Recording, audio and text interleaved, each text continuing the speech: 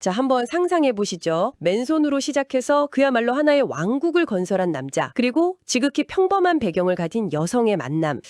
이거 뭐 드라마나 영화에서 정말 자주 보는 설정이잖아요. 우리는 보통 이걸 보면서 현대판 신데렐라다 이러면서 되게 낭만적으로 받아들이곤 해요. 근데 정말 그게 전부일까요? 오늘 자료들을 보니까 우리가 흔히 생각하는 그 사랑 이야기의 이면에 숨겨진 어떤 코드가 있다는 주장을 하고 있더라고요. 바로 권력 설계 이론이라는 건데요. 오늘은 이 이론을 가지고 왜 소위 자수성가한 남성이 신데렐라를 선택하는지, 그 선택에 숨겨진 그 보이지 않는 구조를 함께 해독해 보려고 합니다. 사랑이라는 포장지를 한번 조심스럽게 열어보는 거죠. 그 안에 뭐가 있는지. 네, 해독한다는 표현이 아주 딱 맞는 것 같아요. 이 이론은 관계를 하나의 권력 시스템으로 보고 아주 냉정하게 분석하거든요. 특히 주목하는 대상이 바로 뉴머니, 물려받은 것 없이 순전히 자기 힘으로 성공을 이룬 사람들이에요. 이들의 아주 독특한 심리가 모든 분석의 출발점이 되는데요. 이들이 세상을 어떻게 보는지, 그리고 그 방식이 파트너 선택에까지 어떻게 이어지는지 그 고리를 한번 따라가 보시죠. 좋습니다. 그럼 그 심리의 가장 핵심적인 부분부터 시작해야겠네요. 자료에서 가장 먼저 그리고 가장 강하게 지적하는 게 이 통제 성향 맞죠? 이게 그냥 성격이 좀 그렇다 수준은 아닌 것 같아요. 그렇죠. 이건 성격이라기보다는 거의 생존 본능에 가깝다고 분석을 해요. 한번 생각해 보세요. 이 사람들은 정해진 길이나 안정적인 배경 이런 게 없었잖아요. 모든 게 불확실한 상황 속에서 오직 자기 자신의 판단, 의지, 실행력만으로 결과를 만들어낸 거거든요. 이 험난한 과정을 계속 반복하면서 무의식 속에 아주 강력한 믿음이 하나 새겨지는 거예요.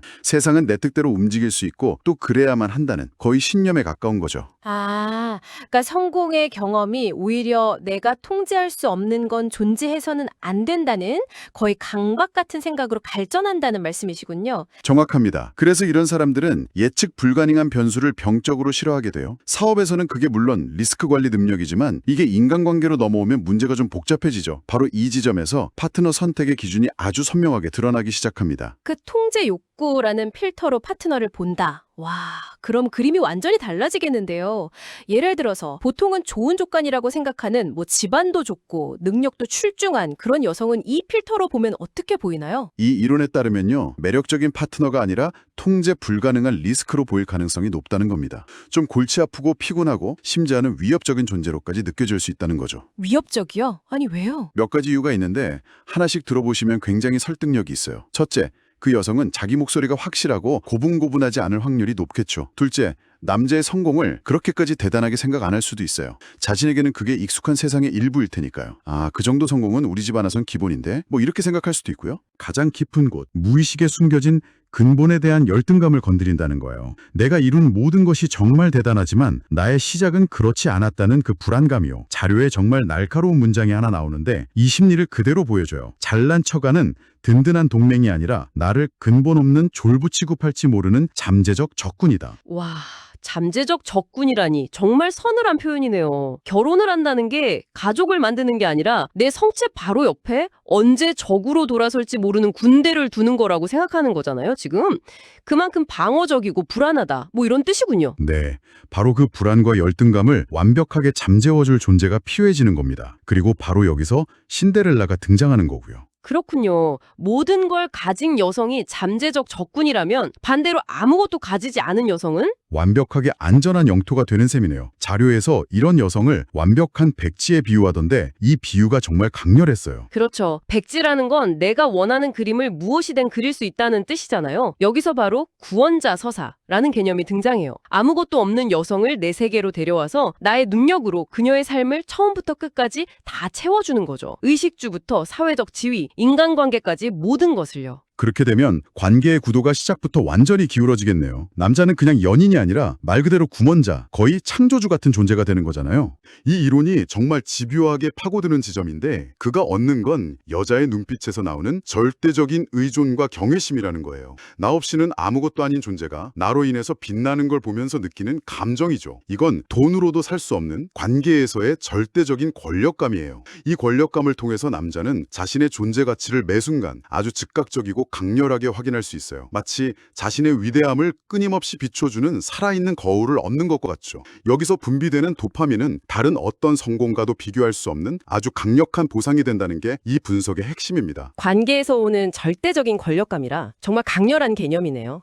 아, 마침 이야기가 나와서 말인데 자료에서 제시된 또 다른 비교가 이 부분을 더 명확하게 만들어주는 것 같아요. 대대로 부를 이어온 올드머니와 스스로 부를 일군 뉴머니의 결혼관이 완전히 다르다는 점이요. 네, 그 둘을 비교하면 뉴머니의 욕망이 훨씬 더 선명하게 보이죠. 올드머니에게 부는 주어진 것, 그러니까 지켜야 할 책임 같은 거예요. 그래서 이들에게 결혼은 가문의 유지와 확장을 위한 일종의 기업 간 인수합병, 즉 동맹의 성격이 아주 강합니다. 개인의 감정보다는 가문의 이해관계가 훨씬 중요하죠. 그럼 뉴머니는요? 이들에게 결혼은 어떤 의미인가요? 뉴머니에게 부는 쟁취한 것, 나의 위대함을 증명하는 전리품이거든요. 그러니 결혼 역시 어떤 비즈니스적인 동맹 이런 게 아니라 자신의 성공을 과시하고 증명할 또 하나의 화려한 무대가 된다는 거예요. 그럼 그 무대 위에서 파트너는 어떤 역할을 맡게 되는 건가요? 바로 그 무대의 주인공인 남자를 가장 빛나게 해줄 트로피 역할을 맡게 되는 거죠. 사람이 트로피가 된다는 게 좀 그렇긴 한데 그 트로피의 조건도 아주 구체적이더라고요. 네,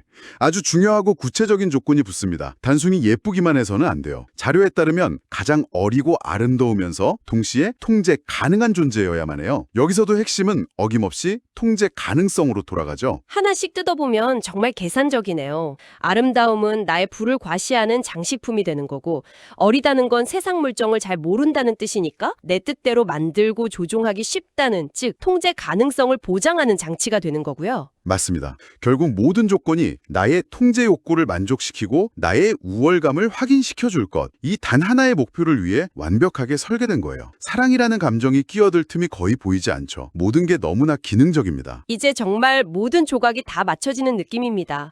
이 권력 설계 이론의 시각으로 보면 자수성가한 남성이 신데렐라를 선택하는 건 우리가 생각했던 그런 동화 같은 사랑 이야기가 전혀 아니었네요. 그렇죠. 오히려 동화의 정반대에 가깝다고 할 수 있죠. 결론은 그래서 아주 단호하더라고요. 그 선택의 가장 깊은 곳을 파고 들어가 보면 그건 사랑이 아니다. 어쩌면 사랑이라는 감정은 이 모든 차가운 계산을 가리기 위한 가장 그럴듯한 포장지일 뿐일지도 모른다고요. 이게 맞다고 한다면 이건 거의 관계에 대한 폭로 수준인데요. 맞아요. 그래서 이 이론이 때로는 좀 불편하게 느껴질 수도 있는 거고요. 최종 결론을 정리하면 이렇습니다. 이 선택은 자신의 불안한 열등감을 잠재우고 존재적 우월감을 느끼기 위한 철저하고 계산적인 권력적 선택이라는 겁니다. 사랑이라는 이름으로 행해지는 아주 정교하게 설계된 권력 게임인 셈이죠. 그런데 이 이론이 사랑이라는 감정의 존재 자체를 완전히 부정하는 건가요? 아니면 사랑이 있긴 있지만 그보다 더 근본적인 동기가 있다는 뜻일까요? 그게 좀 궁금하네요. 아주 좋은 질문입니다. 이 이론이 사랑은 1도 없다 이렇게 말하는 건 아니에요. 다만 관계를 시작하게 만드는 가장 근본적인 설계도가 사랑이 아니라는 거죠. 이런 권력 구도라는 단단한 기반 위에 나중에 애정이나 친밀감 같은 감정이 쌓일 수는 있겠죠. 하지만 건물의 기초가 무엇으로 만들어졌는지를 봐야 그 건물의 본질을 알 수 있다는 겁니다. 그렇군요.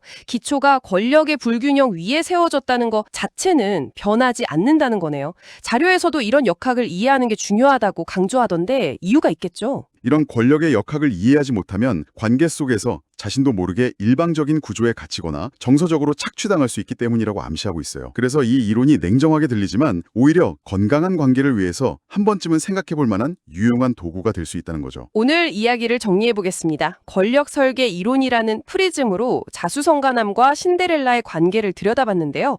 겉으로 보이는 낭만적인 서사 이면에는 한 인간의 깊은 열등감에서 비롯된 통제 욕구와 인정 욕구가 있었고 그것을 가장 효율적으로 충족시키기 위한 철저한 계산과 권력 설계가 숨어 있다는 것을 알 수 있었습니다. 정말 흥미로운 분석이었네요. 여기서 마지막으로 생각해 볼 만한 질문을 하나 던져드리고 싶어요. 이 이론의 관점을 따라가다 보면 아주 흥미로운 지점에 도달하게 되거든요. 이 관계는 명백히 남성이 여성을 구원, 즉 압도적인 힘의 우위에서 시작되잖아요. 백지 상태의 여성을 상대로요. 그런데 한번 상상해 보세요. 시간이 흐르고 그 여성이 더 이상 백지가 아니게 된다면 어떻게 될까요? 남편의 지원이든 스스로의 노력이든 자신만의 경험과 지혜, 인맥과 자원을 갖게 된 신데렐라는 과연 이 관계에서 어떤 존재가 될까요? 아, 더 이상 통제 가능한 존재가 아니게 될 수도 있겠네요. 바로 그 지점입니다. 이 관계를 단단하게 지탱하던 바로 그 권력의 불균형이라는 기초가 오히려 시간이 흘러 관계를 위협하는 가장 큰 균열의 원인이 될 수도 있지 않을까요? 완벽한 백지였던 파트너가 자신만의 색깔로 가득 찬 그림이 되었을 때 구원자였던 남자는 과연 그 변화를 받아들일 수 있을까요? 관계의 시작점에 설정된 이 명백한 권력의 역학이 시간이 흐른 뒤 어떻게 변모해 갈지, 그리고 그 변화를 두 사람은 어떻게 감당하게 될지 생각해보는 건 이 이론을 넘어서 관계의 본질을 이해하는데 아주 중요한 질문이 될 겁니다.